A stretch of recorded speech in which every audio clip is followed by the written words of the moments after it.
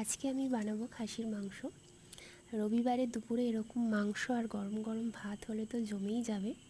তো প্রথমে আমি মাংস নিয়ে সেটাকে ভালো করে ধুয়ে জল ঝরাতে রেখে দিয়েছিলাম। তারপর আমি একটা মশলা রেডি করে নিয়েছিলাম, সেটা হলো আদা, রসুন আর শুকনো লঙ্কা। এটাতে আর কিছু লাগবে না, শুধু আদা, রসুন, লঙ্কা, গরম মশলাতেই হয়ে যাবে। কোনো জিরে গুঁড়ো, ধনে গুঁড়ো বা টমেটো, টক দই কিছু লাগবে না। মা এইভাবেই রান্না করে, খেতে খুব স্বাদ হয়। তো তারপর আমি মাংসটাকে ম্যারিনেট করে দিয়েছি ওই মশলার পেস্ট কিছুটা দিয়ে, কিছুটা সর্ষের তেল আর নুন, হলুদ আর পেঁয়াজের কুচি দিয়ে। তো কড়াইতে তারপরে সর্ষের তেল দিয়ে একটু পেঁয়াজ কুচি দিয়ে কেটে রাখা আলুগুলোকে আমি ভেজে তুলে নিয়েছি। তারপর আরেকটু সর্ষের তেল দিয়ে তার মধ্যে দিয়ে দিয়েছি গোটা গরম মশলা, লবঙ্গ, এলাচ, দারচিনি তার মধ্যে আছে, আর দুটো তেজপাতা।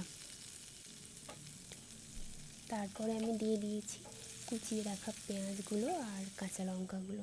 একটু ভাজা ভাজা হয়ে গেলে দিয়েছি নুন আর হলুদ।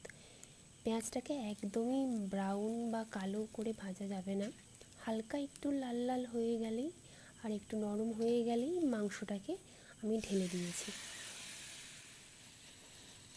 এরপরে মাংসটাকে ভালো করে কষিয়ে নিতে হবে। আমি মিডিয়াম হাই ফ্লেমেই রেখেছি, গ্যাসটাকে একদম লো করিনি, কারণ জল উঠে গেলে মাংসটা খেতে ভালো লাগে না। মাংসটা একটু ভাজা ভাজাভাবে কষা হলেই ভালো লাগে। তো যে পাত্রটাতে আমি মাংসটা ম্যারিনেট করেছিলাম সেটা এখন একটু ধুয়ে আর প্রেশার কুকারে আমি জল দিয়ে দিচ্ছি। এটা আমি একটু পরেই গ্যাসটা অন করে দেবো। জলটা গরম হলেই আমি মাংসটা কষিয়ে নিয়ে ওখানে দিয়ে দেবো। তো মাংসটা এখন মোটামুটি কষানো হয়েছে। এই মুহূর্তে আমি দিয়ে দিচ্ছি যে আদা, রসুন আর শুকনো লঙ্কার পেস্টটা, এটা দিয়ে আরেকটু কষিয়ে নেব। এদিকে আমি গ্যাসটা যে অন করে দিলাম, গরম জল ফুটতে শুরু করলেই আমি মাংসটা ঢেলে দেব। আলুগুলো এখন দিয়ে দিচ্ছি, আলুগুলোর সাথে মাংসটাকে আরেকটু কিছুক্ষণ নাড়িয়ে চাড়িয়ে নিচ্ছি।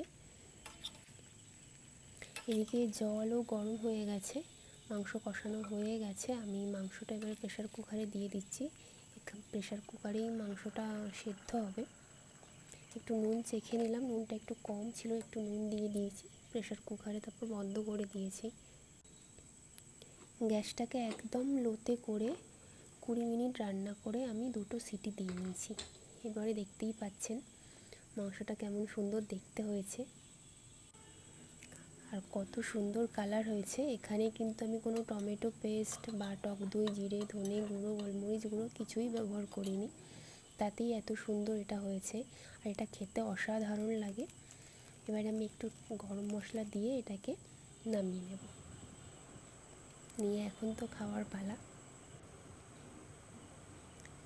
আপনারা একবার এইভাবে বানিয়ে দেখবেন, ঘরে থাকা কয়েকটা উপকরণ দিয়েই হয়ে যাবে, বেশি কিছু লাগবে না, আর অসাধারণ খেতে লাগে এইভাবে করলে। কেউ যদি শুকনো লঙ্কা অ্যাভয়েড করতে চায় তাহলে শুকনো লঙ্কার বীজগুলো ফেলে দিয়েও সেটাকে বেটে নিতে পারে, রঙটা ভালো আসবে। তাছাড়া কেউ শুকনো লঙ্কা নাও দিতে চাইলে আপনারা কাশ্মীরি লঙ্কা গুঁড়োও দিতে পারেন, তাতেও খুব সুন্দর কালার আসবে। তবে শুকনো লঙ্কা দিলে মাংসটা খুব ভালো হয়, গন্ধটা এতে খুব ভালো আসে। তো এখন খেয়ে নেওয়ার পালা। অসাধারণ সেদ্ধও হয়েছে, দেখতেই পাচ্ছেন আপনারা। আজকের মতো এখানেই শেষ ভিডিও। সবাই ভালো থাকবেন।